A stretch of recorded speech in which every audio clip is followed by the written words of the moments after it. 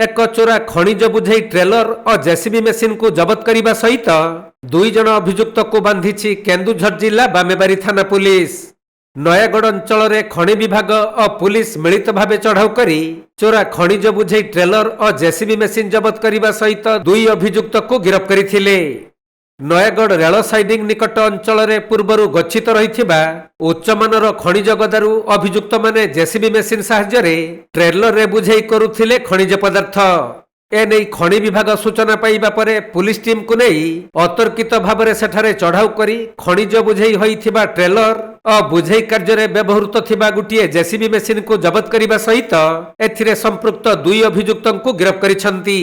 गिरफ अभियुक्त माने झारखंड राज्य लोहरदाग जिला अंचल होइथिबा बेले बामेबारी थाना पुलिस ए नहीं मामला रुजु करी 2 अभियुक्त को कोर्ट चालान करिसंती।